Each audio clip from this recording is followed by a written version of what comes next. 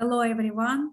And today we are discussing the final habit, habit number 7, sharpen the saw. I want to congratulate all of us. We can call graduates today, right? We actually were almost half a year together. To me, it's very precious. And let me don't start right away from this. Let finish today this habit, and we will discuss our next meeting. I will go right away, and I will be very persistent to finish today this habit. Personally, this is one of my favorite. I absolutely love it. I especially again put this graph because we can pat ourselves on the back. We went through long way, and it was pretty advantage learning, and I can say pretty not difficult or challenging to go through all of it and to recognize where we are. So here we are right now. It's very exciting, and this graph not is the coincidence. Exactly, habit number 7 embraces the all habits. All those habits are inside. Let's look quickly at our outline. So first we will look what the principles of balance, self-renewal. Then we will talk about 4 dimensions of renewal. It's physical, spiritual, mental, social, emotional. Then we even try and see how Mr. Covey see to script the others. Then we will look at balance and synergy, the upward spiral, and again, we have our favorite application suggestions. And number 1, suppose you were to come upon someone in the woods working feverishly to saw the tree. What are you doing, you ask? Can't you see? Comes the impatient reply, I am sawing the tree. You look exhausted, you exclaim. How long did you bend at it? Over 5 hours. He returns, and I am beat. This is a hard work. Well, why don't you take a break for a few minutes and sharpen the saw? You inquire. I'm sure it would go a lot faster. I don't have time to sharpen the saw, the man says emphatically. I'm too busy sawing. Habit number 7 is taking time to sharpen the saw. This habit, which makes all other habits possible. I will repeat again. This habit will make all habits possible. I got a funny comment. One person read habit number 7 and said, I don't much remember a lot. I just remember that man who was sawing the tree. So what is that habit exactly about? So let's see what is this habit about. And I again repeat, it's a wonderful. And in fact, Mr. Covey said that habit number 5, listen empathically, is the most difficult. And habit number 7 is the most important. So guys, I really want to point your attention. This habit is the most important. And we will look at 4 dimensions. Let me ask you a question. What is the greatest asset we have? Time. Good. It's great asset. Well, I think consciousness would be awareness. Great asset, agree. How's about the greatest?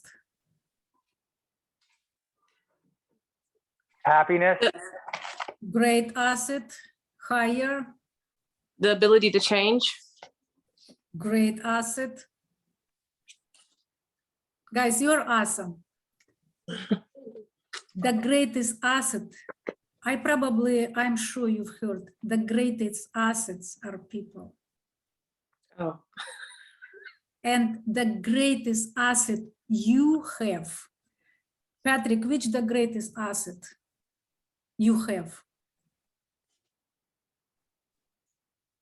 You personally. Greatest asset I have? Yes. Wow.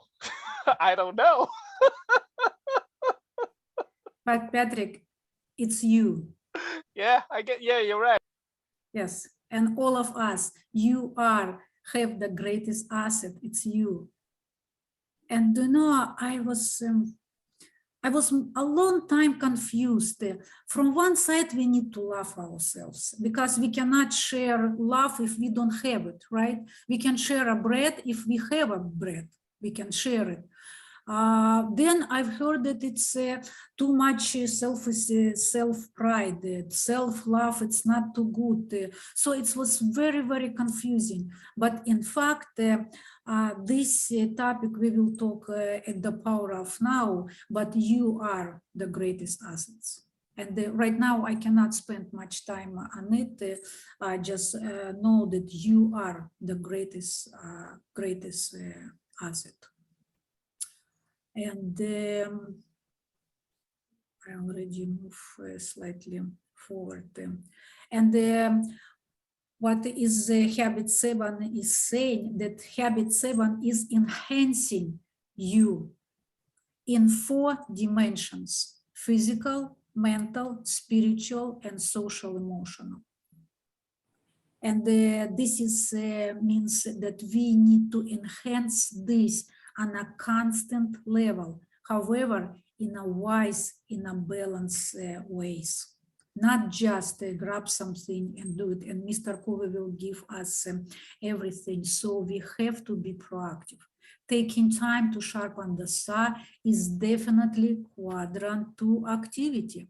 And what is interesting, the question, where do you think all those dimensions of renewal, in which quadrant they are located? Exactly, it's quadrant 2. And this I found very interesting. Quadrant 2 must be acted on, while quadrant 1 is act on us. It's very important. What does it mean? That we have, we must, we should press upon on our good habits until they become our second nature, until it become kind of healthy addiction. Otherwise, what it will be? Quadrant 1 will act upon us. So it doesn't mean that we will love right away our new habits. No, we have to act upon on them. And we must do it ourselves. Nobody will do it for me. This is the single most powerful investment we can ever make in life. Investment in ourselves, in the only instrument we have with which to deal with life and to contribute.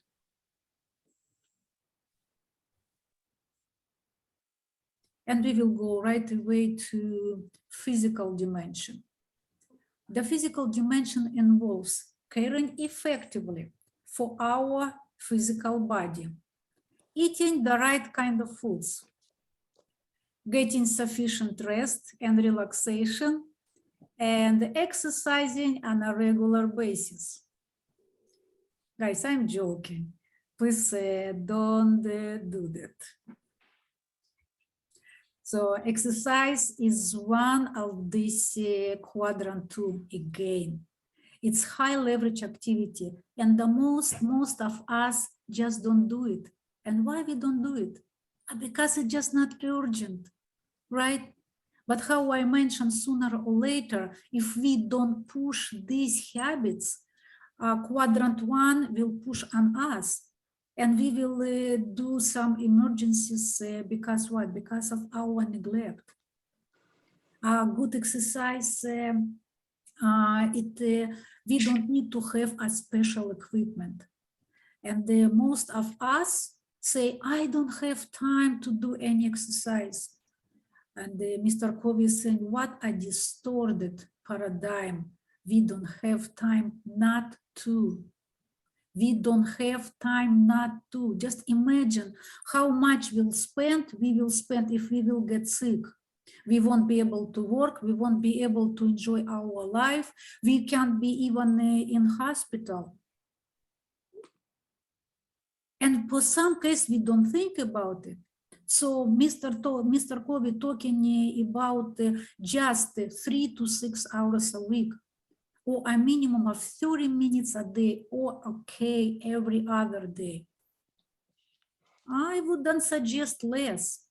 30 minutes a day. If somebody went for 5-10 minutes a day and they think it's good, no, it's not enough. But we can find 30 minutes a day. It's like, don't know, we're supposed to eat, right? We're supposed to eat 3 times per day. Let's eat 3 times per week.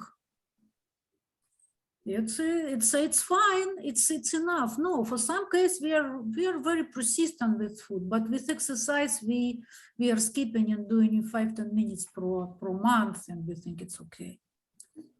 And it's possible to do, and you don't need any special equipment to do that. If you want to go to a gym or spa or to use equipment or enjoy something in skills like, for example, tennis, racquetball, actually Mr. Covey is saying this is an addition. A good exercise program is one that you can do actually in your home. You really don't need all the time go to the gym. And this is what I like, he will break it down, what we need. Just enjoy to listen what you really need. So it's endurance, flexibility, and strength. And as a Tai Chi instructor, I can say, for example, today you can do endurance, tomorrow you can do flexibility, then you can do strength, or you can do a little bit strength, a little bit flexibility, a little bit endurance. So let's look at them. Endurance comes from aerobic exercise, from cardiovascular efficiency. It's the ability your heart to pump blood through your body. What can be more important? And he's explaining very nicely that our heart is a muscle, right? However, we cannot exercise it directly. And interestingly, that it can exercise through the large muscles group, particularly the leg muscle. So while they are stepping or dancing, we are actually exercising our muscle, heart muscle, right? So also some exercises like rapid walking, running, biking, swimming, country crossing, skiing, jogging are also beneficial. You are considered minimally fit if you can increase your heart rate at least 100 beats per minute and keep it at that level for 30 minutes. Who knows your heartbeat? For example, I'm using this is I'm Android fan. So this is Android watches. I just put on my wrist and it shows to me right away. But I'm sure you are technologically advanced, you have your watches, but it's very, very good. When I'm interested in something around 70, 72, maybe it's go a little bit higher. So it's just that you would be able to compare what is going on. So, however, ideally, it needs to raise 60% of your maximum pulse rate. And now we will do some calculation. Your maximum heart rate is generally accepted to be 220. So 220 for everyone, less your age. So for example, if you are 40, From 220, we less 40, it will be 180 and multiplied by 0.6. It's 60% of your maximum pulse rate. And who can calculate that? I think we have here great mathematician, and we applaud to him, and we cannot take his job from him. We will ask him to shine today. So can you calculate for us, Brian, please? Which ones do you want? What do you want? So 220 minus 40 equal 180, right?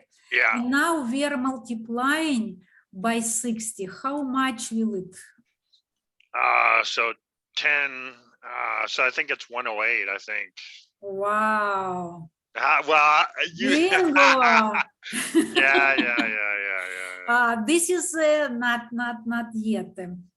So the training effect is generally considered to be between 72 and 87% of your personal maximum rate. Let's calculate some real age.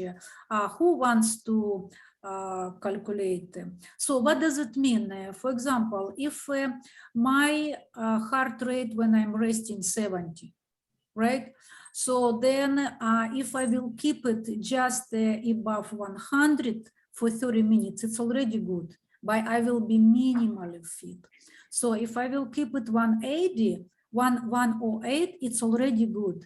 But let's calculate how much, so it means I cannot keep my heart rate higher than 87%.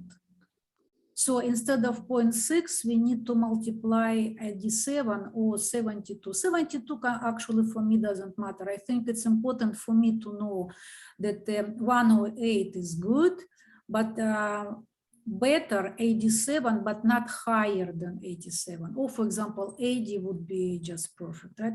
Who wants to know his rate?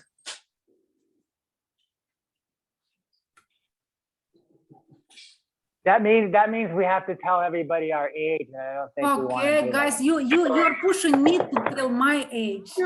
I'll do it, but I don't understand how to do the calculations, but I'm 35. Perfect. So it's So what- 220 minus 35 equals 180 equals what that number is times 0.06. What that Okay. is. So Sean, don't take job from our greatest mathematician, please. Okay. Oh, well, I'm the tutor helping her figure out the formula. That's what I was doing. Yes. So Okay. 220 for everyone, guys. It's for everyone. So now we need to minus. Okay, Brian, continue, please. You need to turn on your microphone. So it's 220 minus 35. Okay. So it's, so 185 times 0.6. So that would be, I can't think at all.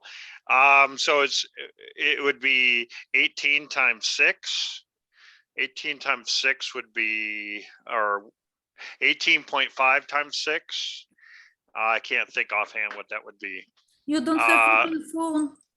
Yeah, I have it. I just wanted to think of it in top of my head. I think it's actually I could just multiply it out. Yes. I don't Like know. 110 or something like that. Yeah, 110. probably something like that. 111. Use your Yeah. calculator. So Yeah. Yeah, 111. 111. Yeah, 111. Yeah, Misty, what does it mean? That your 111, it will be your pulse rate, Base. pretty good. Yeah. So you don't need to keep it less. However, you can go for training effect. You can go higher. Can you multiply 220 minus 35 multiplied by 0.87? 0.87. Yes. 161. So 161 is your max. Misty. Yeah, that's pretty high. Or higher, it will be already opposite effect. But Okay. see, for example, 111, keep it for 30 minutes. Yeah. for 30 minutes, and you are great. So from 111 to 160, it's actually, you can train yourself and yes, be great. So you're saying like keeping the 87 of the rate for 30 minutes, meaning like if Missy is gonna, let's say, going to do 87. this, she needs to keep her heartbeat at like 161 for 30 minutes. No, I would say that no. I would keep between.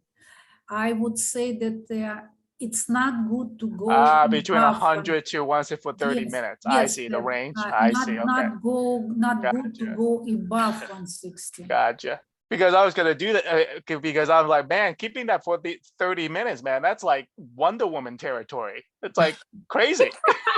Not You're even not gonna see do that, what we are no. doing when we are running, right? What even I see how we are running on the treadmill. We are running slowly, but then faster, and then we run, for example, for 5 minutes fast. But that would be training effect. So, but still watch you. And do know it's actually not difficult. I look mine, and for example. To raise my heart rate to 122, 140, for me is very easy. I am walking very fast. And this is already, I'm raising 130, 135. Today I didn't go for a walk, and I was doing a country dance. I looked and it was 122. So 122 is fantastic. So, but yes, we need to do one for 30 minutes. I will put it on our board because I actually found it very useful. I personally like it. I personally like it very much. Let's go ahead. Now it's flexibility. So flexibility comes through stretching, right? Most experts recommend warming up before and cooling down, stretching after aerobic exercise. I'm sure you know, just let me to remind before, because before it helps loosen and warm up the muscles to prepare for more vigorous exercise. And after it helps to dissipate the lactic acid that you wouldn't feel sore and stiff. So, and even those exercises like push-up, pull-ups, sit-ups, working with the weights, they actually helping for strength. That's very interesting. So how much emphasis we need to put on strength? And, this is the third dimension, and it depends from the situation. For example, if you involved in physical labor or athletic activity to increase strength will improve your skill. But if you have a basically sedentary job, a little toning, gymnastic, in addition to your aerobic and stretching would be completely sufficient. We have a wonderful story which Richard is so kind offer his help to what Mr. Kobe offered. I didn't want to skip it because it's actually very, very educational. Richard, can you read to us? Sure. That's here's the story. One time, Mr. Kobe was in a gym with a friend who has a PhD in exercise physiology. He was focusing on building strength.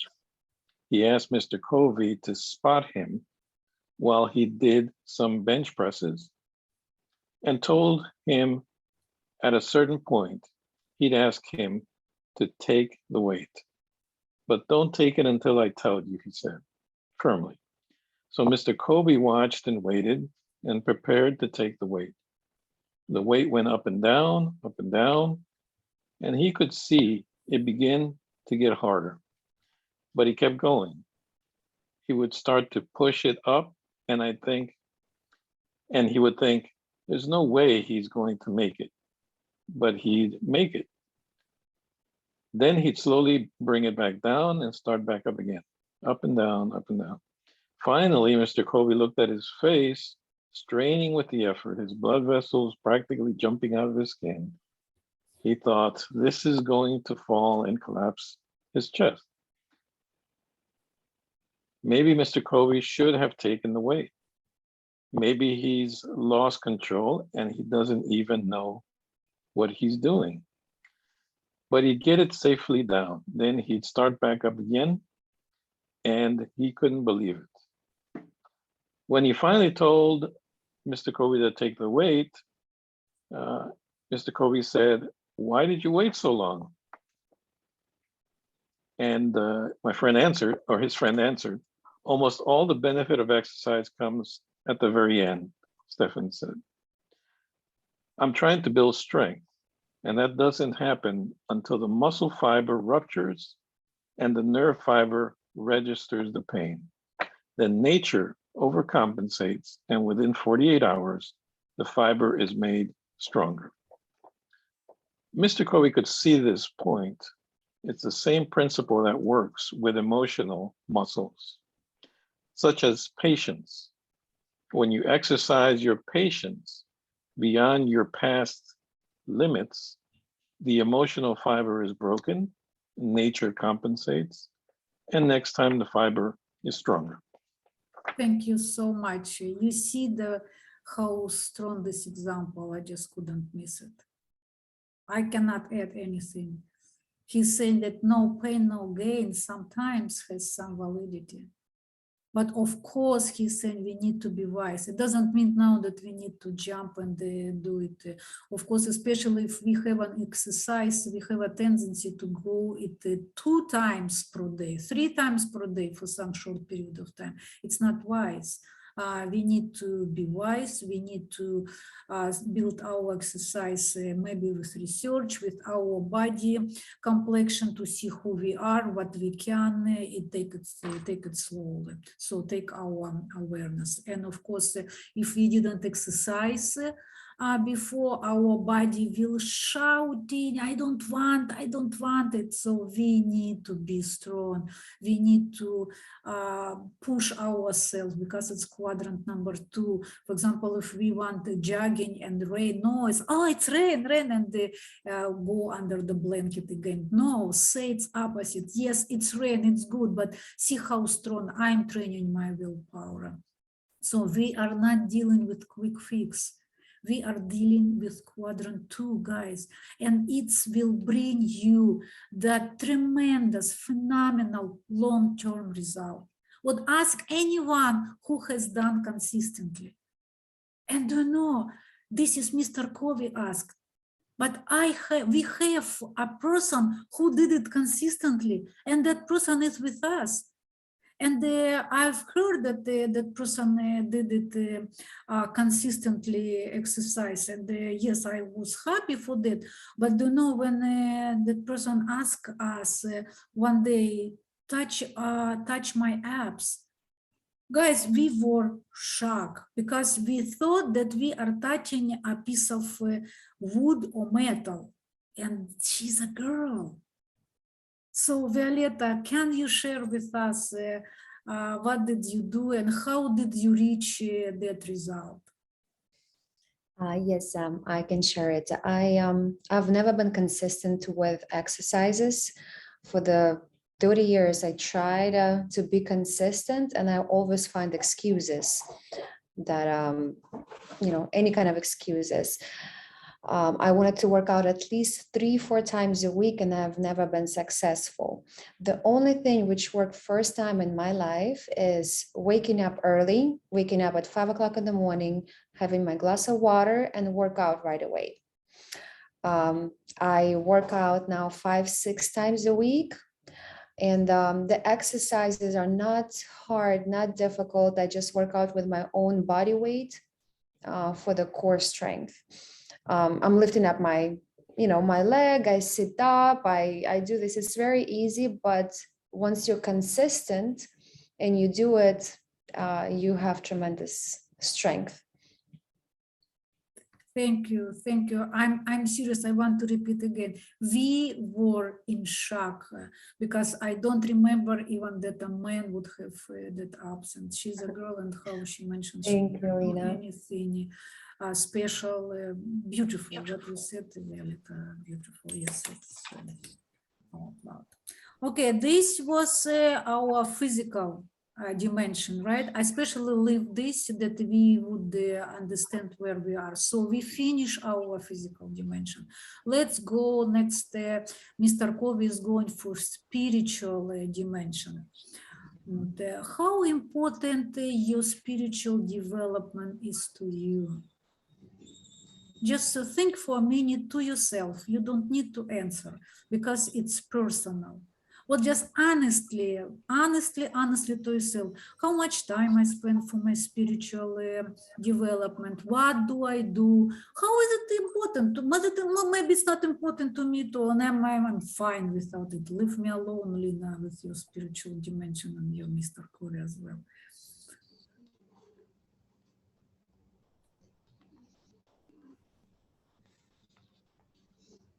Yes, Brian. Well, personally, I think like I don't think I put a lot of effort into it before, but I think now if there's one thing that I've learned, I think it's increasingly obvious to me that building the spiritual aspect is incredibly important. I think getting some weird echo here, so but I do think that the spiritual side, I know from my own perspective, I think that I really do need to keep building that, and I think it's the one thing that sort of keeps me going, I guess, is sort of the reinvestment in spiritual. So I think it's incredibly important.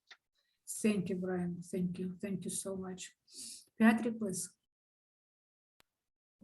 Well, I mean, I think Brian, basically touched on it, is the idea of like what keeps you going, right? And really is the purpose, right? The spiritual aspect is what, gets you, at least for me personally, is like the minute I wake up, I was like, hey, I'm alive. Guess what? I'm gonna do what I'm here to do and what I love to do, right? So I think it's the idea of the contributions that we can make to not only to the people around us, but kind of make our imprint on the world, right? However small, however shallow, but it's us that, and I think that's what the spiritual part, and that's why I think to me it's important, because it's the idea that we're on earth for a reason, right? To do something great. Doesn't matter what it is. Gotta do, it's great to us because we're using the gift that's basically given to us. So to me, that's why the spiritual component is the bedrock, of this whole effectiveness. Thank you, deep answer. Richard, please. Many think that the spiritual nature of, let's say, religion or any other mechanism used to achieve spirituality focuses on moral issues, and that word may have some positive and negative connotations depending on where you fit in as far as spirituality goes, but essentially those morals or moral values do translate into principle values that Covey even talked about. I mean, honesty and integrity are definitely things that from a spiritual nature do come to you, and also expressing love to others, being empathic to others. Those are all things that from a spiritual nature you can also achieve. It gives you a basis for those things, and so they become more part of your life with spirituality. Thank you, guys. Phenomenal answers, all of you. Really great. So, and Mr. Covey practically can add your answer that, in his opinion, the spiritual dimension is your core, how you said, your center, how you said, your commitment, how you said, to value system. So it's a very private area and supremely important one. So, and there is many ways to renew them. Some do meditation, some do prayer, some read spiritual books or whole scriptures, or participating in spiritual conversations, spiritual gatherings. Some actually communicate with nature. Guys, this is tremendously beautiful. And nature gives us blessing on those who immerse themselves in it. It's ravishing, it's gorgeous. Look at this, it's heavenly. I cannot find difference, it's stunning, it's elegant. When you're able to leave the noise and the discord of the city and give yourself up to harmony and rhythm of nature, you come back renewed. And for a time, you are undisturbable, almost unflappable, until gradually the noise and the discord from outside starts to invade you and your sense of inner peace. We have another beautiful story. And this is a story about Arthur Gordon. I believe he's an author in Mr. Covey time. And we have Patrick, who also were very kind and were agreed to introduce this story. It's also very interesting story. I couldn't skip it. All right, this is a long story, so I'm reading it from the book, okay? Okay. And it's on page 292, you want to follow along. So Arthur Gordon shared a wonderful, intimate story of his own spiritual renewal in a little story called The Turn of the Tides. It tells of a time in his life when he began to feel that everything was stale and flat. His enthusiasm waned, his writing efforts were fruitless, and the situation was growing worse day by day. So finally, he determined to get help from a medical doctor. Observing nothing physically wrong, the doctor asked him if he would be able to follow his instruction for one day. When Gordon replied that he could, the doctor told him to spend the following day in a place where he was happiest as a child. He could take food, but he was not to talk to anyone or to read or write or listen to the radio.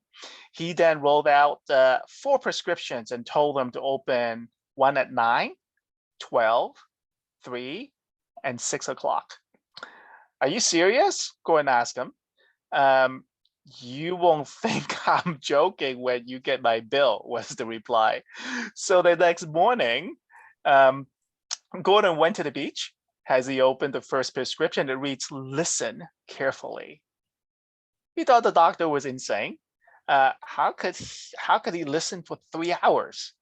But he had agreed to follow the doctor's orders, so he listened. He heard the usual sound of the sea and the birds. After a while, he could hear other sounds that weren't so apparent at first. As he listened, he began to think of the lesson the sea had taught him as a child: patience, respect, and awareness of the interdependence of things. He began to listen to the sounds and the silence, and to feel a growing peace. At noon, he opened the second slip of paper and read, "Try reaching back." Reaching back to what? He wondered. Perhaps to childhood, perhaps to memories of happy times. He thought about the past, about the many little moments of joy. He tried to remember them with exactness, and in remembering, he found a growing warmth inside. At 3 o'clock, he opened the third piece of paper. Until now, the prescription has been easy to take, but this one was different. It says, "Examine your motives." At first, he was defensive. He thought about what he wanted: success, recognition, security, and he justified them all. But then the thought occurred to him that those motives weren't good enough, and that perhaps therein was the answer to his stagnant situation. He considered his motives deeply. He thought about past happiness, and at last, the answer came to him. In a flash of certainty, he wrote, "I saw that if one's motive was wrong, nothing could be right. It makes no difference whether you're a mailman, a hairdresser, an insurance salesman, a housewife, whatever. As long as you feel that you are serving others, you do the job well. When you are concerned only with helping yourself, you do it less well. A law as inexorable as gravity." When 6 o'clock came, the final prescription didn't take long to fill.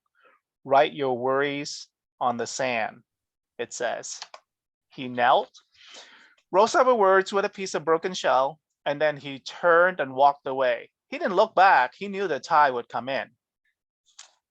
The end. Thank you. Spiritual story. I do love it.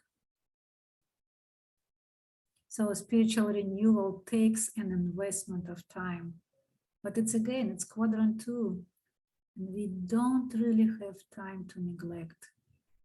This is why a personal mission statement is so important, to see it and to recommit to it frequently. It really doesn't mean that if we did something 5-10 years ago, it's still lasting. It's also, we remember with our piggy bank, right? We need to all the time do some investment. We cannot rely on our old investment. Thank you again, Patrick, wonderful. And now we are at mental dimension. So we look at physical, we look at spiritual, and now it's mental, the third dimension. So most of our mental development and study discipline comes where? Through formal education. And as soon as we leave the external discipline of school, many of us let our minds atrophy. About something like this. This is an active brain and this is inactive brain. Fortunately, I know all of you, it's not about you guys. All of you continue study, continue renew yourself. So this is not about you. So, and Mr. Covey is saying that if we don't do serious reading, not if we are reading some horror or love story, no, serious reading. If we don't explore a new subject, if we don't think analytically, if we don't write critically, so we won't have distilled, clear and concise language. Mr. Covey is all the time talking about it. Do you remember he said that if we don't have clear and concise language, we're diminishing ourselves. We are creating problems because we cannot communicate clearly with your partner. So first, we don't train our, this is not about you. So let's just remind, and we talk about brain a lot, that we have the capacity to create new cells. And it's about plasticity of our brain. So instead of create new capacity, I just will go through, even it's not about us, we need to know, who knows, maybe in 5 years we will decide that's enough studying and we will do like everybody is living. So instead of to create new cells and read critically and write critically, what we are doing, we are watching TV. Continuing surveys indicate that television is on most homes some 35 to 45 hours a week. That is much time as many people put into their jobs, right? And more than most put into schools. It's the most powerful socializing influence there. And when we watch, we are subject to all values that are being taught through it, that can powerfully influence us in a very subtle and imperceptible ways. Guys, again, I'm repeating, that powerfully influence us in a very subtle and imperceptible ways. So, and this after we can remember Patrick, who said that we need to be wise and watching TV, and he wanted more educational program. Yes, so Mr. Covey is saying that let's have wisdom and sort what we are watching. So Mr. Covey is saying that in our family, he said, we limit television watching to around 7 hours a week and average 1 hour a day. They had a family council in which they talk about and look at some data regarding what's happening in homes because of television. And he's saying we found that by discussing it as a family, when no one was defensive or argumentative, people started to realize the dependent sickness of becoming addicted to the TV. He mentioned very interesting point, very important method of approaching some changes in any relationship. Did you notice what kind of method he refers?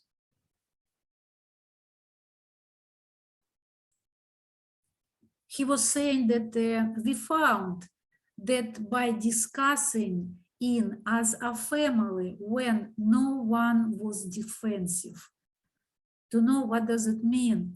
So if we want to implement any changes in our family, we need to find the time and prepare our close one to some changes. I can tell you that we had a white comment to why I pointing on it, that we had a situation in our family when we decided to have some changes, and it was a good changes.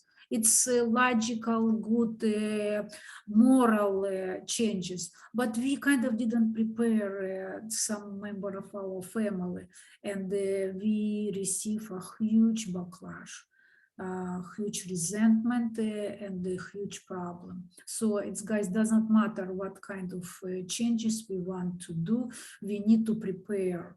We need to find the time and talk. Or, for example, someone, do you know, I bought it already. Can I show it to you? For example, why we say, no, that's not right. We need to tell her, we don't need to have a fight, but we need to tell, please, let's I accept this time, but please, can you next time discuss it with me? When you want to buy, or husband did something. I bought a boat. No, you need to discuss it. Or this is not only about buying, but any changes. We won't do it anymore. We need to discuss it. So, but in this needs to remember that television is a good servant, but a poor master. So let's continue. We are talking about the mental dimension, right? And so continuing education is continually honing and expanding the mind, and it's a vital mental renewal. Without this, without continuing education, our minds narrows and closes. So Mr. Covey again and again saying about clarity in our communication. And also he's saying again about reading a good literature. And he said, which I used yesterday, that with the literature, guys, we can go into the best minds that are now or ever existed in the world. Can you imagine? The best minds, and we can go inside of those minds of the people instead of just superficial event. What can we learn from it? What can we do at that event? Nothing. I'm a big fan of literature. Probably you see it, so I'm saying it from my heart. So this is one of the greatest minds of the world. So Mr. Covey highly recommends starting with a goal of a book a month, then a book every 2 weeks, then a book a week. And also he's saying that the person who doesn't read is no better off than the person who cannot read. It's a pretty strong statement. And what does he mean quality literature? For example, it's such as Harvard classics, right? Is anybody knows what is that? I've heard many times Harvard The classics. Harvard Classic? Yes, what is that? Oh, it's basically is a collection of books that were curated by Harvard University. You could actually get the PDF version of it for free online. If you search for it. It's basically, it has every book that they deem to be like something that humanity should learn about. Like, for example, The Diary of Anne Frank is on there. Viktor Frankl's book, Man's Search for Meaning, Grapes of Wrath by Steinbeck, and of course my favorite, basically like Leo Tolstoy's work is on there. Solzhenitsyn's work is on there. So a few other Anton Chekhov's is also on there. So quite a few.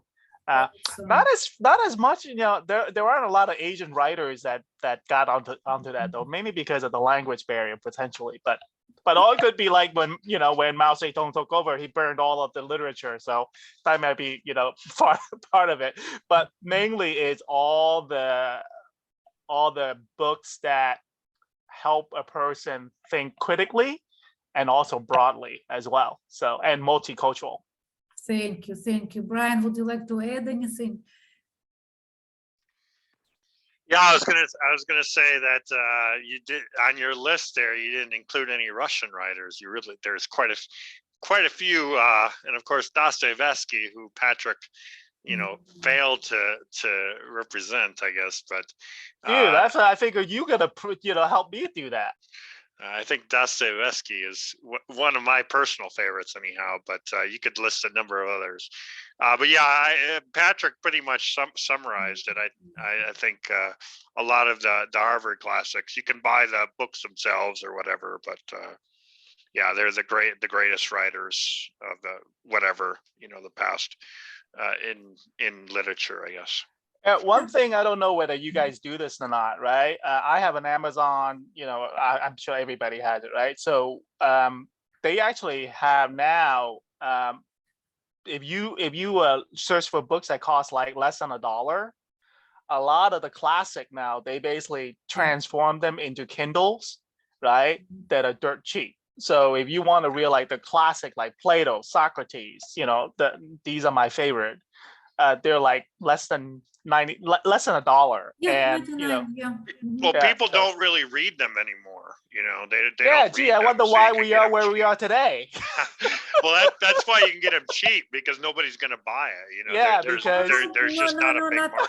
Not necessarily. We don't need to think that cheap, it means nobody is interested. It's value, yeah. For example, Well- it's technology is growing, and how Patrick said, they transform it into the digital, and it's really not expensive. So it's the progress, it's the availability. Well, that depends, Lena, because that's a whole other story. But You're right. it may not cost much for them to do it, but they make a mint off of it. So Yeah, I mean, they do make some, like, for example, I agree with Brian, right, in terms of what he's talking about, that, it's not popular, mainly because our culture now, not just the US, right? You notice that around the world, the media that we use is no longer reading, right? It's video, right? So, or audio. So that is one of the things that I think that, we need to think about more as lifetime learners, like, what is the best medium that we can basically learn from? Like, for example, I started like listening more to audiobooks, right? I find that I'm a little bit more efficient, but there's a trade-off. It doesn't help you think critically, when you don't read. So that's a trade-off. Yes. I see what you mean, but still, I hope and I believe and I think that not that bad, everything. People still Have you reading. guys And yes, Misty, please say. Mhm. have you guys heard of the Libby Act app? It's Libby. Because I just switched from Kindle and all of that over to the Libby app because I didn't realize that you can get like as long as you put your library card information in, you get all those books and Audible books for free. Nice. Can you text on the chat? Yes. Thank you, wonderful. Because I listen a lot audio.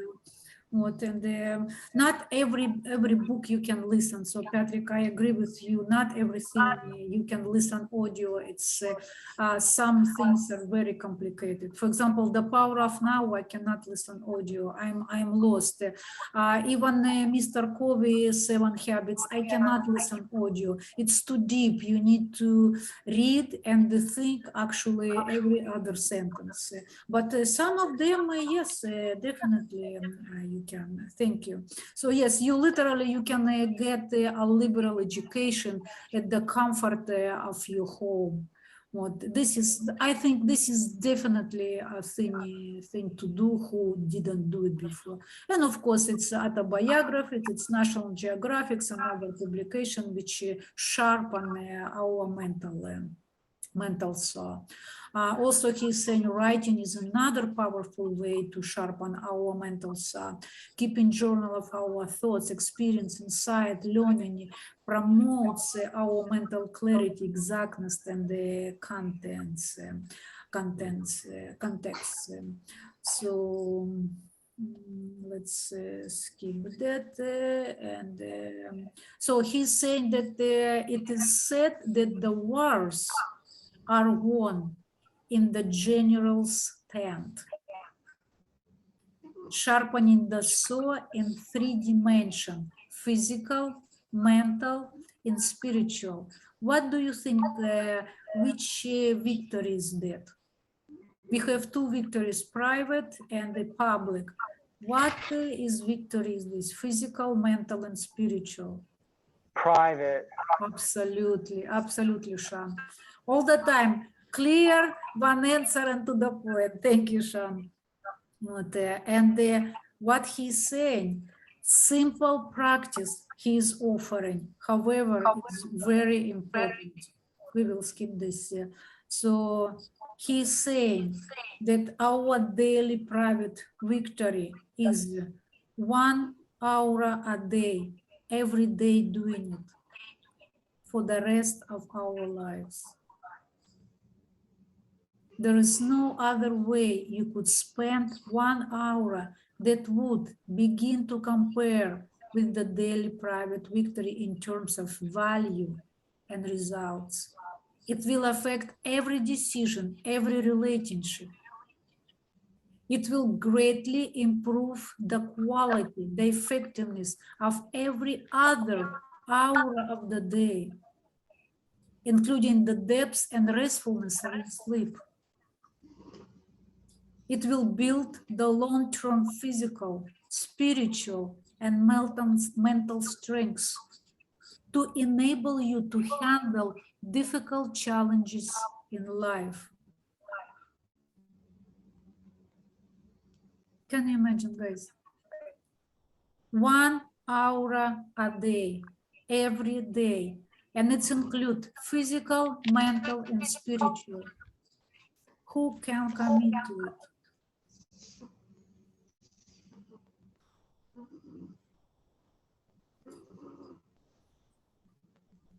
Brian? Well, I've been more or less trying to do that for the last year and a half or so. So yeah, I was doing it through that that Miracle Morning thing that I told you about before. We were talking about that. Do you see results? What's that? Do you see results? To a certain extent, yes, I would say. Not as much maybe as I'd like, but yeah, I think so. Or it's very slow. Yes, for example, this also depend how we are doing and what we are doing.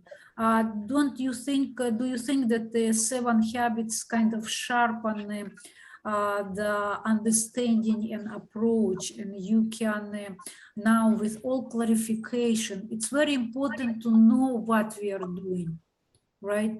Now we can divide how much we spend for physical, how much and what we are doing for mental, and how much we are doing for spiritual. And for that we have our scheduling. You know, I religiously keeping my scheduling. I absolutely love it. And I religiously every morning I'm getting up, and it's my first thing what I'm doing. I'm making new schedule, and I'm crossing out what I did. And for me, it's tremendous results, and especially to keeping the schedule, you can see what you're doing and what you don't do. Well, I agree with you there, Alina. I think I definitely think it's sort of changed. It's helped me change. Let's put it that way. I definitely think committing to this stuff has helped me personally. Great, Brian. Thank you so much. I have an offer to you. Let's commit right now, what everyone who is here, let's commit to do it 1 hour, at least till the next meeting, and then we will see what will happen. Actually, when we commit together, it's working. If we will commit right now, do it, we will be able to do it. It will impact, how he said, everything, every aspect of our lives, everything. Are we for it or not? I'll commit. Misty is Point doing. of clarification, what are we doing for an hour? Like, what, reading something? We're napping for an hour, dude. That's an easy answer. You killed what? me. You killed me. For what, napping? Everything, you're doing everything you normally don't do. just pick something off the list. Okay. Pay attention for an hour, Sean. He said that he's Well, tired. yeah, but you guys got real serious, and I was like, okay, well, what did I miss? You know, Okay, so let's be simple. So for 1 hour, you do, for example, 30 minutes you do physical exercise. And we said endurance, flexibility, stretching, right? Then you do reading or writing, right? 15 minutes. And then you are doing something from spirituality to grow your spirituality. Or tomorrow you are doing mental for 30 minutes, and then you do less. If it's not less than 1 hour, because for me, I actually do more.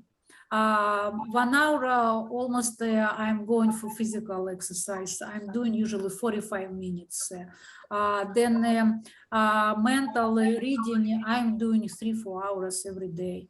I absolutely love it. And for spirituality, I do about 1 hour. So I committed 2-3 hours daily. That's for me for sure. Sean, is it clear? Are you committing now? yeah, I'm committing now. Yes, let's do it. That's awesome. That's the path I've kind of been on. That's what I've been seeking. Awesome. And here we are. I found you in 2 different groups. And we will ask from you. So be sure that and be ready that I will ask. I'm not that not tolerant. No, that so I'm bold. I will ask you, and I will look into your eyes. So keep on doing. Richard, any comments?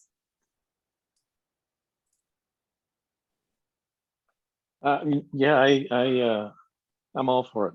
I commit as well. Great, because you kind of was suspiciously quiet. So I wanted to hear. And I know if you said you will. So you have a great integrity. Thank you so much. I'm extremely excited, guys. This I love it. I love it. Is anybody can read? I'll read it. Yes, please.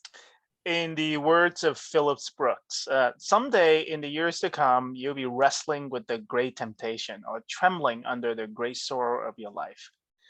But the real struggle here now is being decided whether in the day of your supreme sorrow or temptation, you shall miserably fail or gloriously conquered.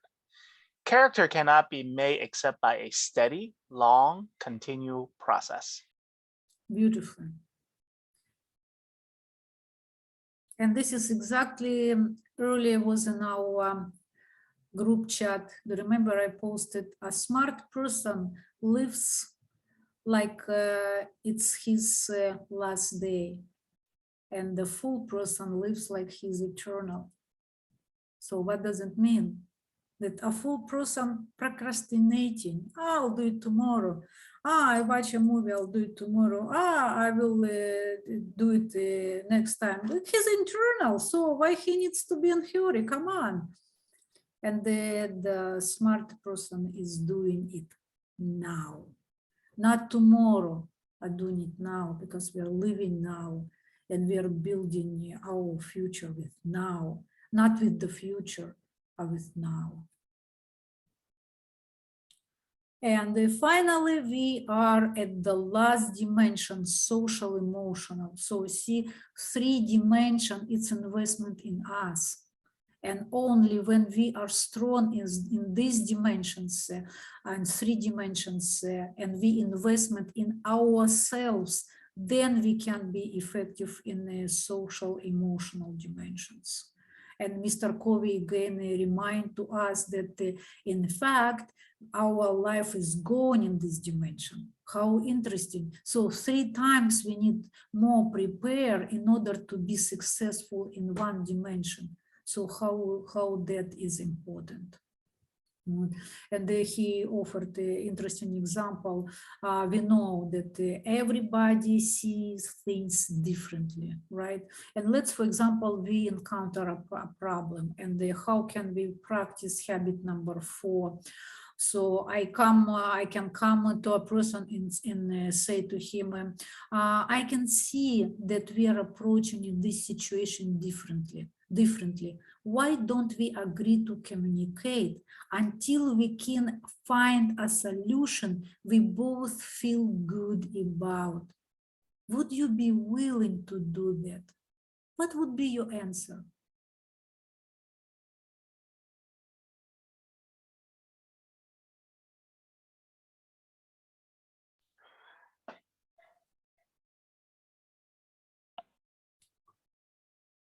Yes, Patrick.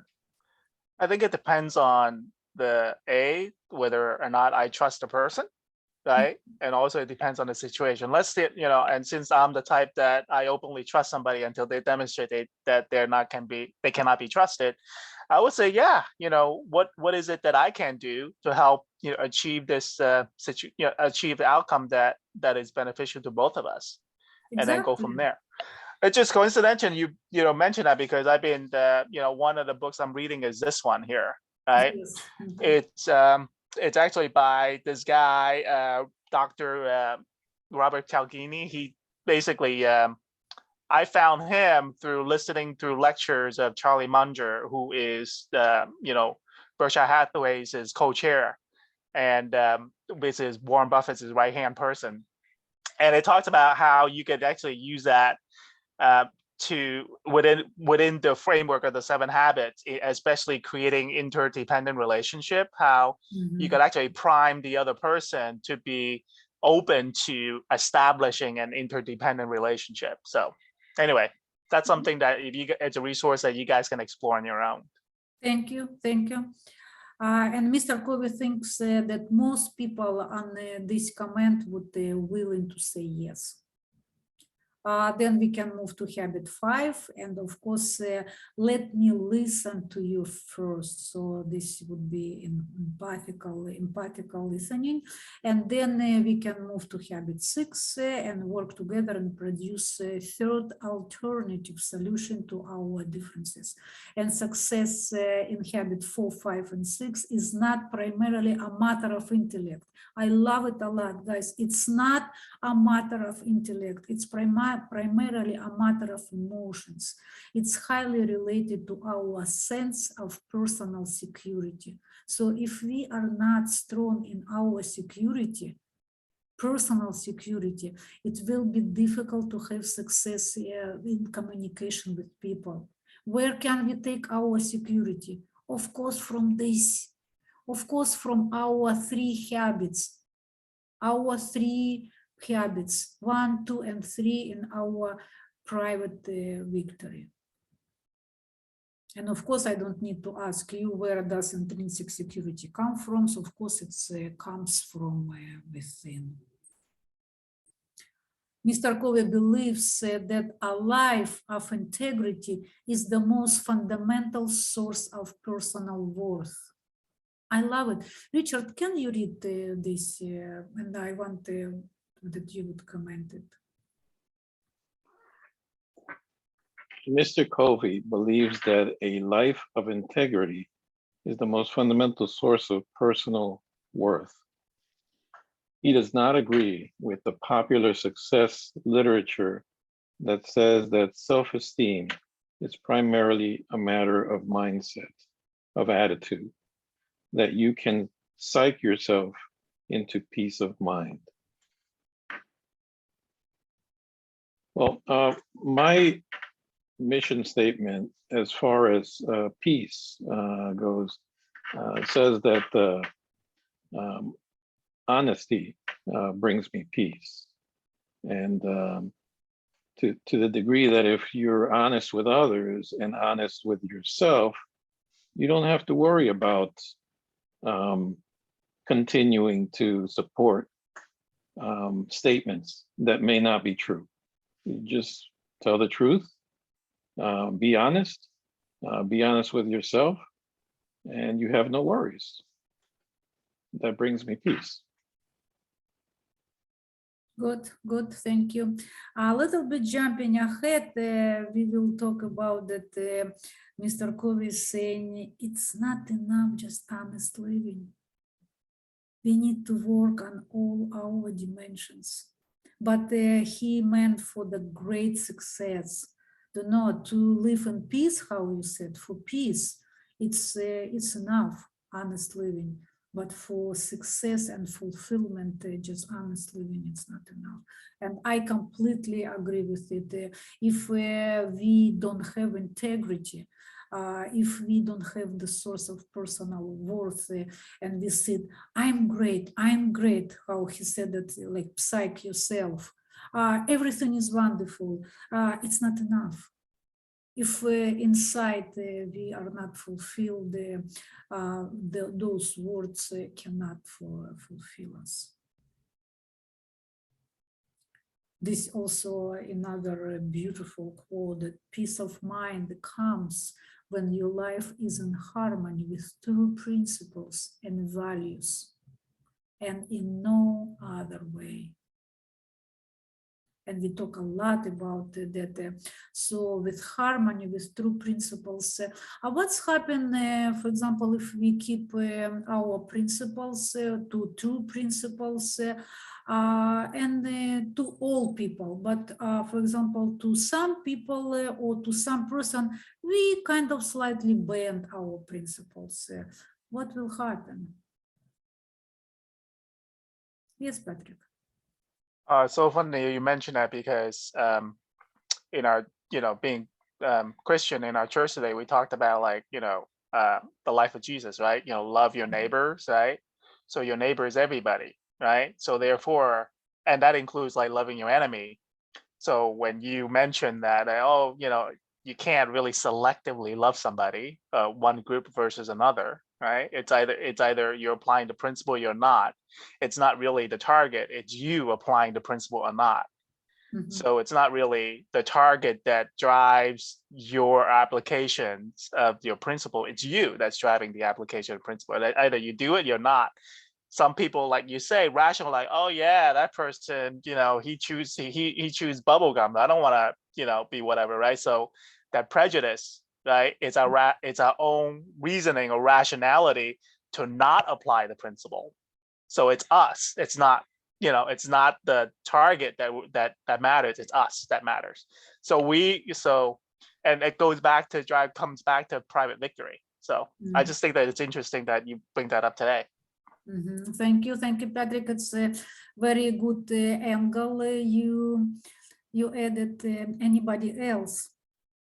So, for example, situation, we keep our true principles. We have our life is principle oriented, and we are like applying our principles to everyone. But one person we don't apply, and we kind of bend slightly our principles toward that person.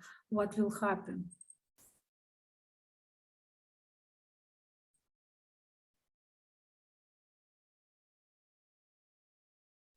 You're gonna have expectations from that person? Yes. And what will be the final result? The problems.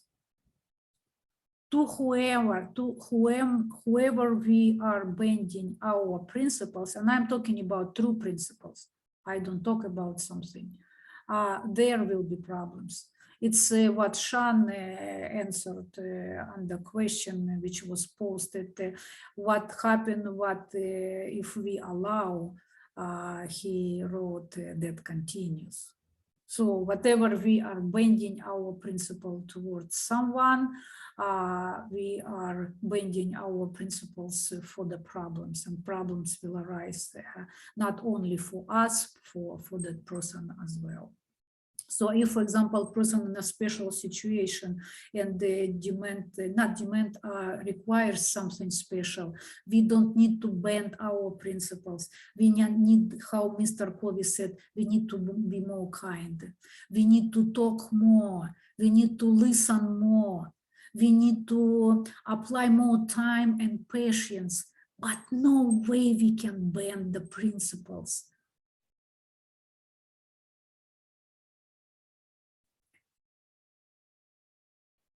Hans Selye, he actually impressed me. I cannot say that I knew him.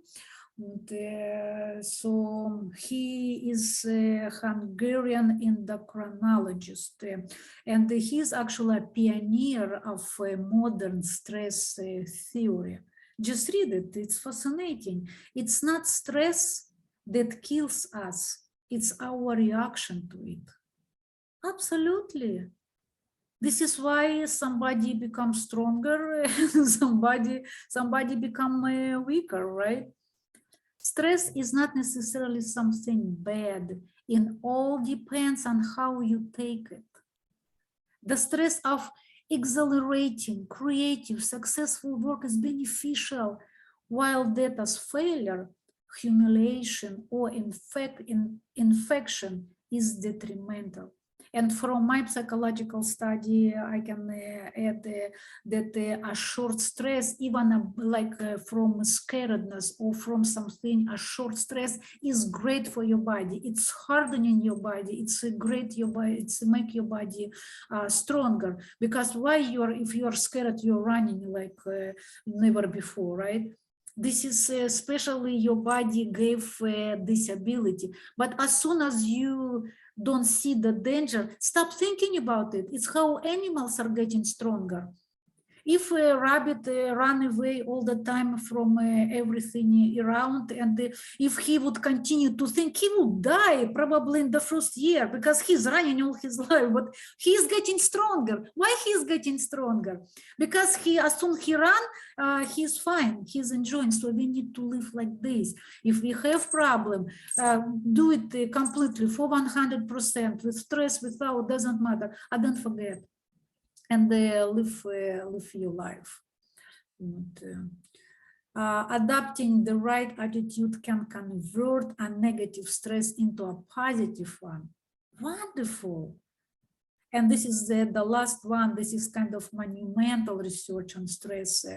And he said that as long healthy and happy life is the result, our long healthy and happy life is the result of making contributions, of having meaningful projects that are personally exciting and contribute to and bless to the life of others.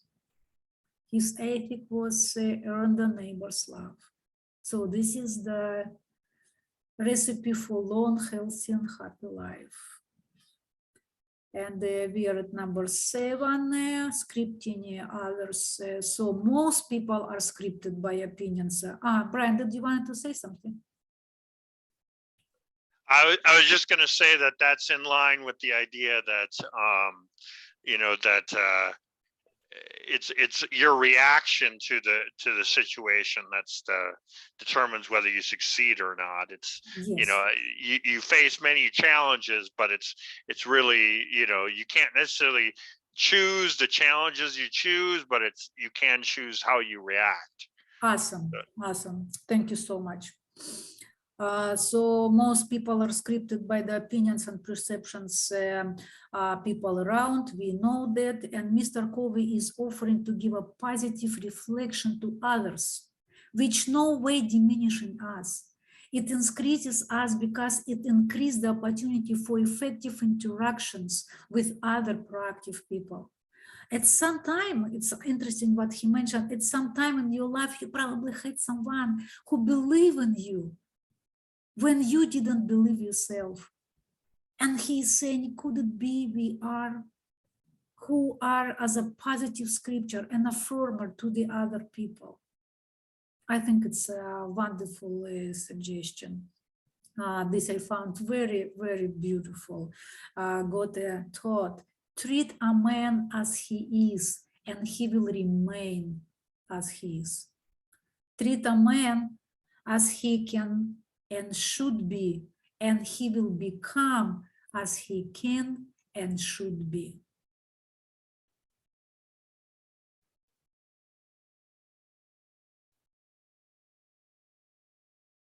I found it's very nice. Number 8, we are going to the end, the balance and renewal. The self-renewal process must include balance renewal of all dimensions.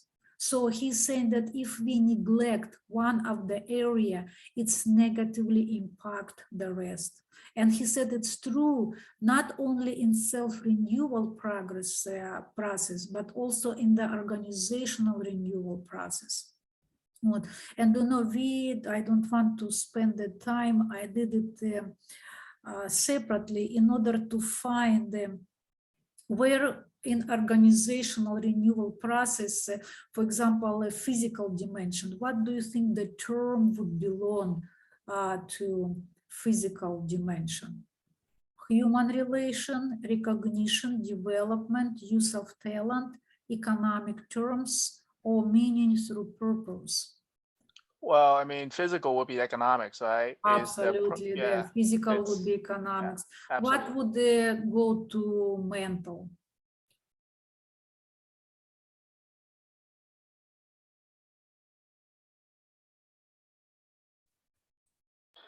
Well, I mean, you know, since I know about organization stuff, you know, it's basically the talent, right? It's the development of talent. Yeah, spiritual would be obviously meaning through purpose, and the social, of course, it would be human relation. And so he's making a lot of good examples, which I skip it. So he's saying as here or here, for example, if at home or in organization, money, for example, on the first place. And of course, they don't announce it, but they concentrate only on money. What it will be will be the problem. Of course, it would be politicking, defensiveness, masterminding, right? It would be all problems, and it's not only in organization. In a family, it would be the same. Of course, we cannot success and exist without money, but it's not sufficient to keep a family or to have organization for that. We can't live without eating, that's obvious, but we don't live to eat. And then he said, even if we concentrate, for example, if we concentrate only on spiritual, we won't have money to live. We would go out of business, or we dissipate like a family, right? And he said that even if we concentrate only on any three dimensions, still it would be problems. Still it would be some other problems like chronic, deep, and the cultural problems. Well, Patrick, did you want to say something? Yeah, I mean, just philosophically speaking, right? That the fourth dimension, you could actually apply it to the whole human race, right?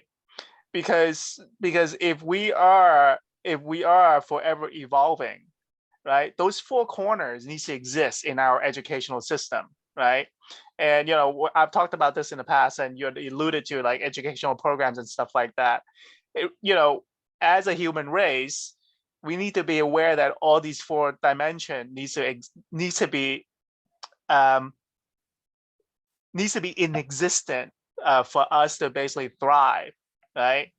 So it's we apply on the individual level, even on organizational level. But if one sees the human race as an organization, right? Yes. I mean, then it makes sense. So then it posits that, well, with conflicts in Eastern Europe, with commodity prices going up, the economic aspect, the cultural aspect, right? Somehow we need to reconcile that. And without those four bases, it's hard to reconcile, especially if we're not aware of it, right? Collectively speaking. Yes, very, very good, Edin. Yeah, thank you so much. So, and let's move forward. We are at number 9, synergy in renewal. Basically, he's saying that everything affects everything. If you're improving one aspect, the other aspects and dimensions improved as well. So let's be more proactive and see how it's working. And it's just one example. It's not exactly that it's working only this way. So the more proactive you are, habit number 1, the more effectively you exercise personal leadership. And it's habit number 2. And actually the management in habit number 3. The more effectively you manage your life, habit number 3, the more renewing activities you can do in habit number 7. The more you seek first to understand, definitely it's habit number 5. The more effectively you go for synergetic win-win solution, it's habit 4 and 6.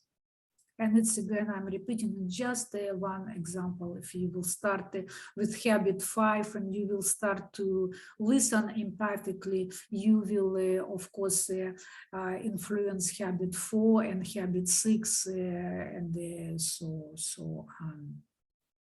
This, I like it very much. Is anybody wants to read? I'll read. Yes, please. Your economic security does not lie in your job. It lies in your own power to produce, to think, to learn, to create, to adapt. That's your financial independence. It's not having wealth, it's having the power to produce wealth. It's so profound and powerful that I don't have anything to add. We just contemplate and think about it. Yes, Richard. It reminds me of when Jesus said to teach a man to fish. I like that saying. Yes. And as long as you have the ability to fish, you can certainly have financial independence. Yes, yes, absolutely. Real help, not when we are helping endlessly. Real help when we teach a person to that he or she wouldn't ask for help. This is real help. And our last number 10, the upward spiral. So he's saying that we need to have our conscience, and we have to educate our conscience in order to be truly proactive. And it requires more than just honest living. It requires regular feasting on inspiring literature, thinking noble thoughts, and above all, living in harmony with your conscience. Just as junk food and lack of exercise can ruin an athlete's condition, the negative, dark, egoistic, humiliating thoughts can ruin your consciousness. Who know the law of the harvest? Anybody have heard the law of the harvest? I'm sure you've heard. It just, I'm sure, just keep your mind. We will always reap what we sow, no more, no less. It's the harvest, the law harvest. But do you know, however, came right now to my mind, what's in this situation, what do you think if we for sure, we know that we sowed good seeds, we did good, but we got a bad harvest, what does it mean? How did it happen? Why? What was going wrong? Yes, Patrick. Well, I mean, the thing is, we don't control outcome, right? The thing is, it's basically just because we sold something with good intention, there are other factors that we, that are not outside of control. And I think that's where habit one comes in. You have to accept whatever the outcome is. Okay. It's not so much of, it's basically our expectation, but the outcome might not meet our expectation. We have to accept that. So. Okay. Yes, there is no one answer. I completely accept your point of view. Anybody else?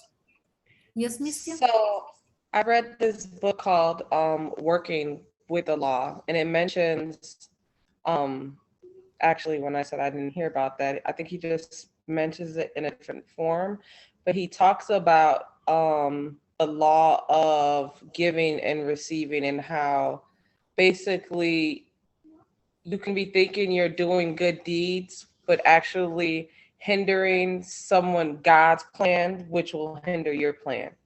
So if you're constantly figuring the type of person that is sacrificial or is in that state of mind where you're always, they use the story. It was a mother who had a business, and she gave it to her daughter's husband when they married, and he basically ran the business into the ground. And as he was running the business in the ground, she kept giving them money to support themselves, and they were all living on her estate. Well, eventually they ended up kicking her off the estate when she said she wasn't going to give them, she didn't have any more money to give. She basically was at nothing, and they kicked her off the estate and turned their back on her. But then, I think it was a year or two later, the son-in-law came back and was so apologetic and ended up turning the business into a thriving business because she wasn't handicapping him anymore. So she was able to reap the benefit that she originally thought she was going to reap at first by steady giving by cutting him off. Okay. So, yeah. Okay. Yes, So it's another point of view, and it's completely has its place. Yes. Anybody else? So, and I will add, not that I'm saying that you're wrong, no, I will add to your pool of opinions and answers that what was happening, what can happen as well, we weren't aware what we are doing. we thought that we are doing great. We thought we had a tunnel vision. We were centered, how Mr. Covey said, on something or someone. And from that, we didn't understand what we are doing. We thought we are doing great, but in fact, we or indulge a person too much, or we control a person too much. And we did it with a good intent, but in fact, because we were banded, we did wrong. So this is also can be the reason. Yes, Brian, please. It's actually kind of funny because I wanted to agree. I wanted to say what Patrick was saying, basically. You know, as a person who grew up on a farm and everything, you know, you can plant the greatest, you know, crops and everything, but then, you know, if the rains don't come, you don't get any crops. So no matter how much work you do and everything, you know, having bad rain or whatever means no crops. So the other thing I was going to say is that kind of in line with what you're saying, Lena, is that and I've mentioned this before, but you know, you can get very fixated and think you're doing the right thing, but turns out, you know, that you should have been looking elsewhere, or you know, I don't know. In the long run, you realize that you became myopic or whatever, and didn't see other outcomes possible. Thank you, Brian. I cannot say enough and praise enough the book of The Power of Now. This is a book of awareness, guys. We are really what we are doing. We are not aware what we are doing. And when we realize what we really do, and when we start to live in this moment, and when we like wake up, we will be amazed what we are actually doing. When we stop living in the future, or when we stop living in the past, when the past will, we won't take the past in our present life and see the situation how it is, we will be aware right away. For example, if we are living by present and we approach a person and the person didn't answer to us or didn't do what we ask, if we are living in the present, we will catch it right away. Now see what's happened if, for example, we are living in the future and we are asking a person and the person doesn't do anything, and we're thinking, oh, it's okay. He didn't answer, didn't do it this time, but he's so good, he will do it next time. And then it becomes habit. Oh, okay, we are living in the past, how past can affect us. We ask that person something and that the person didn't do, he never did it, he is bad, he is even never will do it. And the person can do it, for example, in 5 minutes, but we already put a label on that person.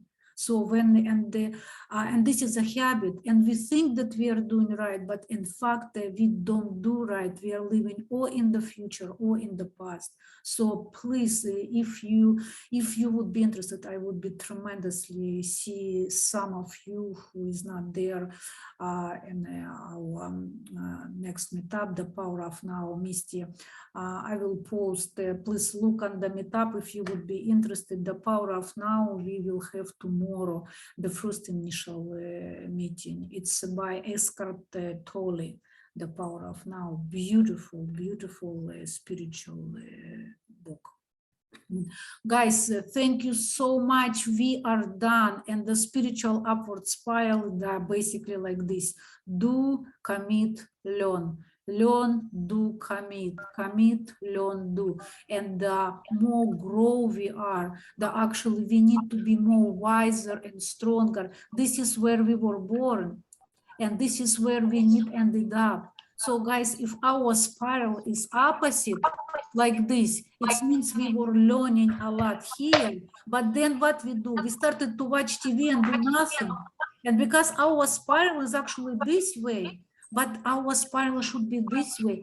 I tell you that I have better memory. I don't know, some like I 1 year ago, or probably told my husband, I don't understand. It seems to me my memory is getting better. What's going on? I know according all science, I need to already kind of start to lose my memory. I continue to study. I continue to do my spiritual work. I started to do exercises regularly. So please be like this. Keep going. Please, somebody read. This is our final slide for today. I'll read it for you. Yes, please. Make a list, number one, well, application suggestions of habit 7 is number 1, make a list of activities that you help you keep in good physical shape that would fit your lifestyle and that you can enjoy every time. Number 2, select one of the activities and list it as a goal in your personal role area for the coming week. At the end of the week, evaluate your performance. If you didn't make your goal, was it because you subordinated it to a genuinely higher value, or did you fail to act with integrity to your values? Number 3, make a similar list of renewing activities in your spiritual and mental dimensions. In your social, emotional area, list relationships you would like to improve or specific circumstances which public victory would bring greater effectiveness. Select one item in each area to list as a goal for the week. Implement and evaluate. And number 4 is commit to write down specific sharpen the saw activities in all 4 dimensions every week. To go then and evaluate your performance and results. Well, guys, thank you so much. I think we are done with all our habits. I look forward to see you at the last meeting next time. We would evaluate everything what we learn. If you will still all our homeworks, Misty, this is our homework. We have all homeworks for all habits, but particularly 4, 5, 6, and 7. If you still want to ask some question or share any new experience on all habits, because I keep repeating, not me, Mr. Covey is saying our homework for the rest of our lives. We will forget if we won't push ourselves to do that. And so I would ask you to come to our last meeting. And also, don't know what I would like to ask you to prepare like 2, 3 sentences or 3, 5, whatever you want, your review. It's review not about me at all. This I would like to post it on the meetup for the next group. So guys, if you got something, if you got at least something from this, but I hope you got a lot because we are for half year together.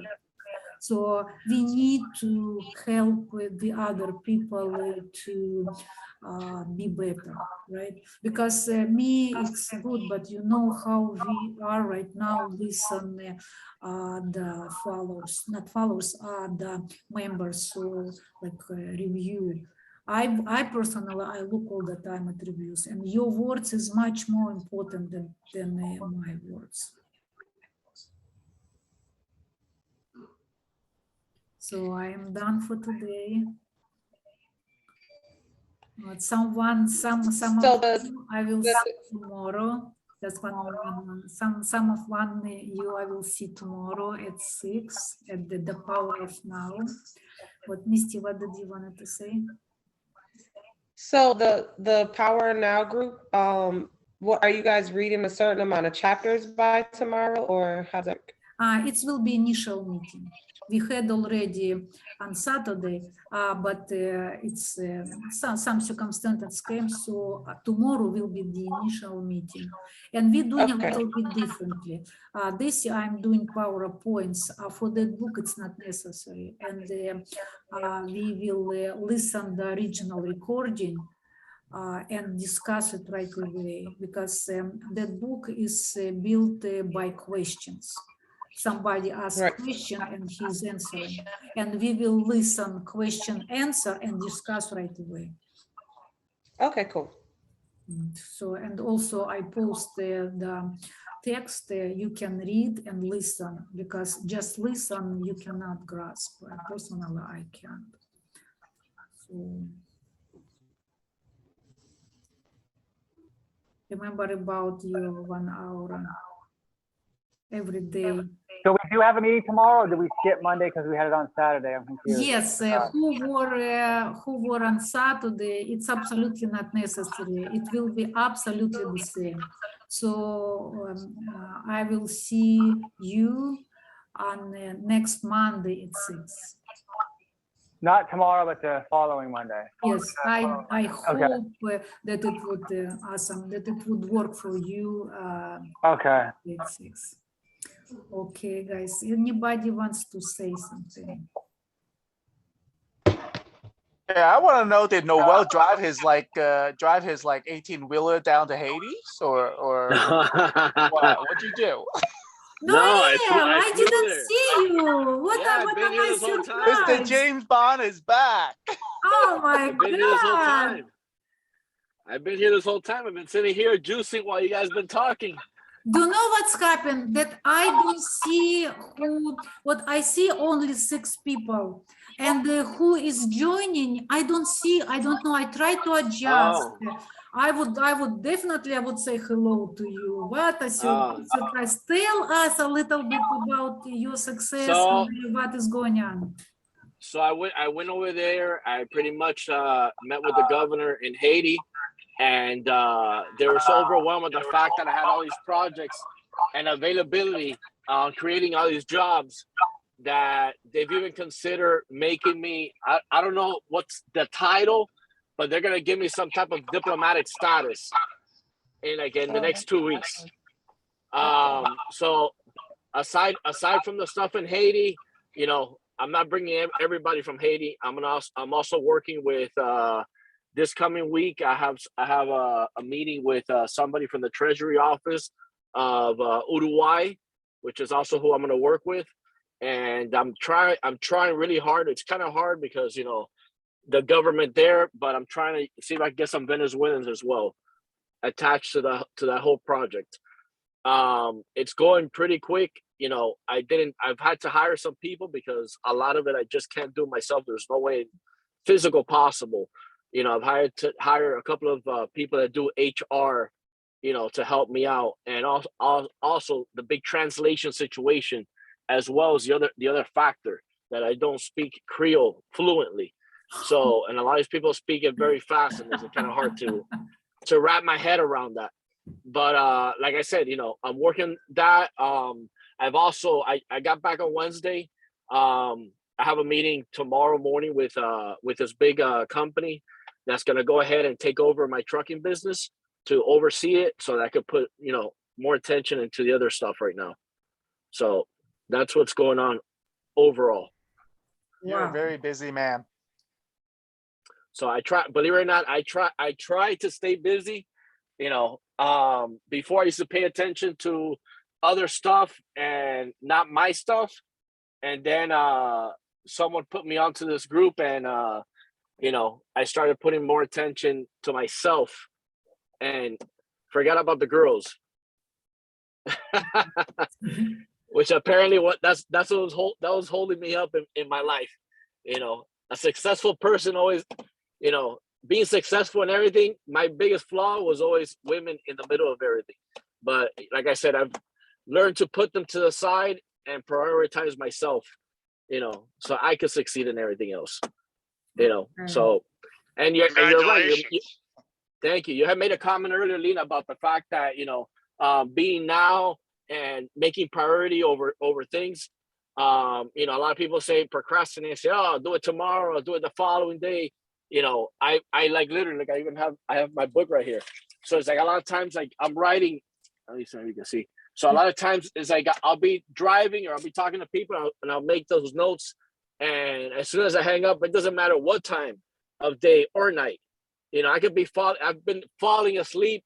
People asking me, oh, you're tired? I'm like, yeah, but we're going to get this done right now, because I'm trying to prioritize my business and the success of a bunch of lives I'm going to change, being able to bring them here to the United States for them to get employment. Like I said, my first contract right now with Marriott and Hilton is for 500 people. There's been chatter since people, I guess, people talk to other people. I had some construction company reach out to me from Arizona. In Arizona, they're building a whole new town. I didn't even know about it. They're building like a whole new town. Like in the desert, they're building a whole town. The whole town's being built on 300 acres. And they're literally hiring 3 million people just to build this town. They want to build this town within the next 2 years. So that company has reached out to me and asked me a little bit about my stuff. I told them, look, I'm not fully engaged. I was doing this on a onesie twosie scale, and out of nowhere, Marriott and Hilton was so happy with the performance of the employees that I had put in place that they've given me 500 spots. Those people also, I'm waiting for them to put a contract together so I can share with my attorney and see if it's going to be something viable where I could go ahead and fill those spots as well. I don't know if I'm gonna bring 3 million people, but I'm pretty sure I could, whatever they give me will be something added to the equation where I can make money from it, So that's pretty much what I've been doing. Wow. So tomorrow, include me tomorrow. Text me tomorrow about the meeting at 6. I'm more than interested, Awesome. So awesome. And let me tell you something. I travel. I had a lady literally tell me at the airport the other day, is like, is that a juicer? I was like, why would you travel with a juicer? And I was like, it's very simple. It's a way of life. I literally drink 1.35 quarts. This is 4 pounds of carrot, 4 pounds of celery, 2 pounds of cucumber, and 2 pounds of broccoli. All right. I drink it 3 times a day.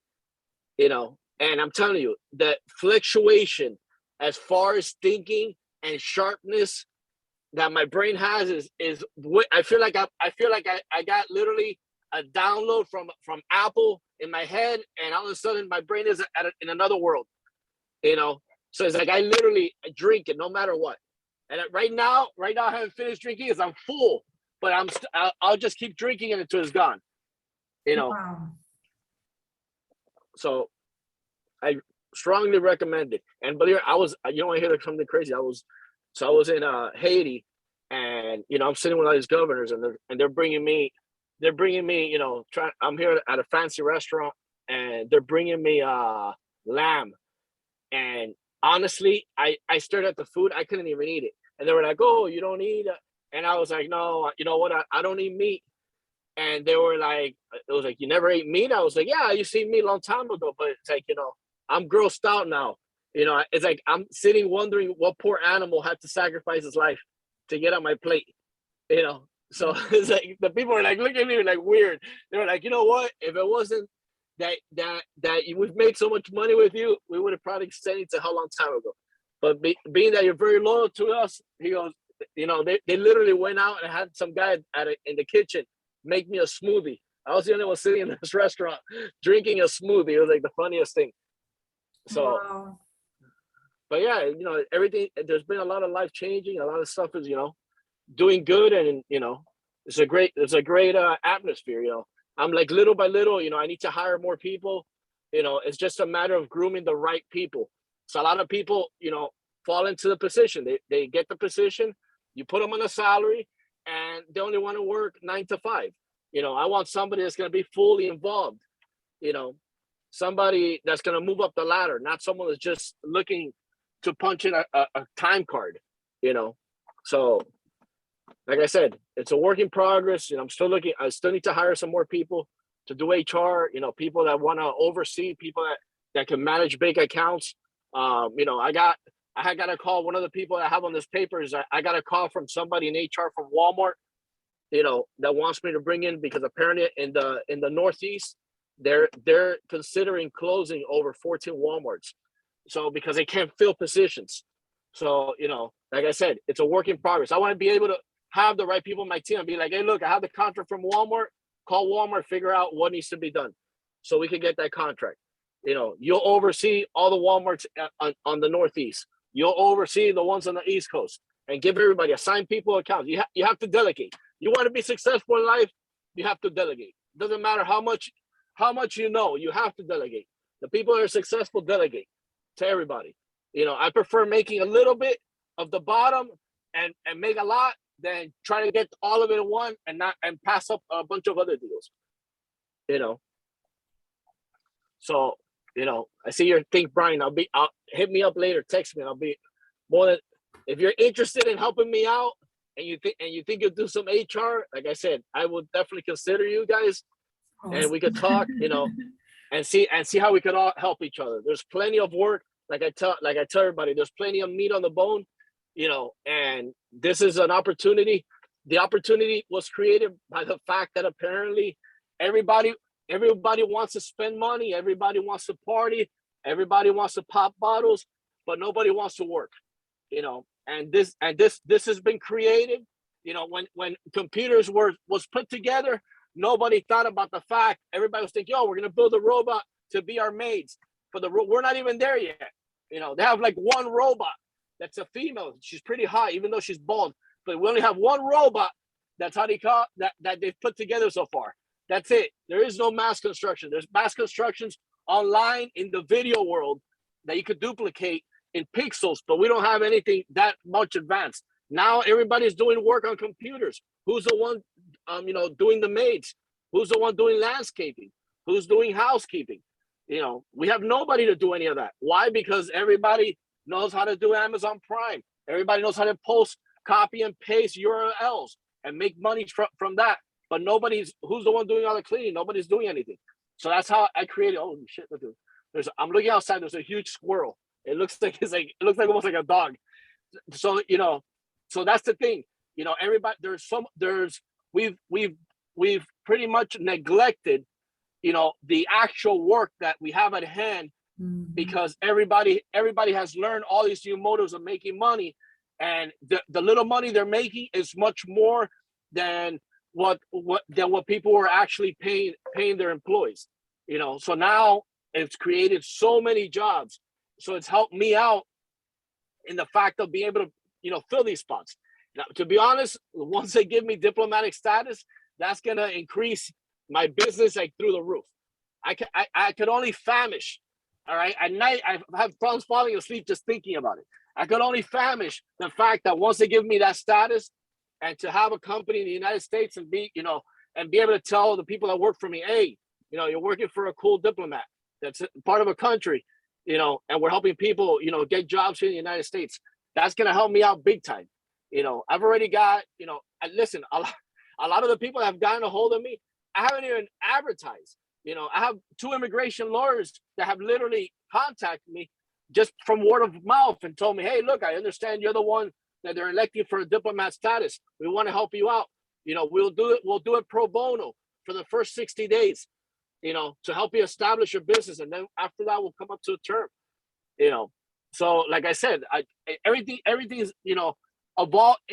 everything's unfolding itself by itself, and all because I focus on me. I focus on stop with the world and focus on, on my stuff.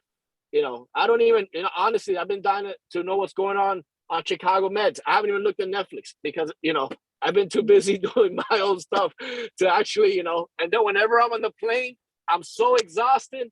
Every single time I'm on a plane, I said, oh, you know what? I'm going to watch this show. As soon as I get on the plane, I'm like, I look like I'm hibernating on the plane, and nothing, That's so funny. Yeah, everything's pretty, it's like I said, everything's pretty much, I'm learning as I go in a lot of things. And the most positive thing of one of the things that I've been doing is A lot of times I get to places, before I would bite the bullet and act like I knew. Now I just tell people, hey, look, I have no idea what you're talking about. Please explain. And that's gotten me far. That's opened all types of doors for me, because people are like, you know what? This guy is not an arrogant bastard. He's out here. He doesn't know certain things, but he's willing to learn to be able to, move forward and help out. One of the other things, even though I'm doing all these other things in Haiti, recycling is at its worst. They don't even own a recycling company. The garbage is on the ground. I was there when it was raining, and I was watching the garbage, plastic, overflowing into the ocean. I was like, listen, I love boating, and I spent a lot of time in the ocean. When I saw that, I couldn't believe it. I've just sent, I don't know anybody, but I sent an email out to somebody in National Geographic to see if I could get with I don't know, with one of those charities to probably, I don't know, put filters around the island to collect the garbage, or get with a big recycling company, to install recycling system in the island. Whatever you do, you have to go monetize it yourself. You can't give the money and give it to them, because they'll end up using the money for themselves, and they will not help the public. They could care less. The people that are wealthy there do not care about civilization on the island, which is sad. It's sad. I've traveled the world. I've traveled all over the world, and this has been the worst place I've been to. And I was there many years ago, but when I landed, it was nighttime, and I was up in Cape Hay, which is up in the mountains. It looks almost like Brazil, and I did not see any of the stuff. And we landed on a private airstrip. But this time I was like in the actual city, and it was so nasty and so dirty. It was like, you know what? Nasty and dirty. I was wearing a white shirt. When I got back to the hotel, I couldn't believe that it was still clean, and it was, the place, everything out there was like muddy. I didn't want to get out of the car.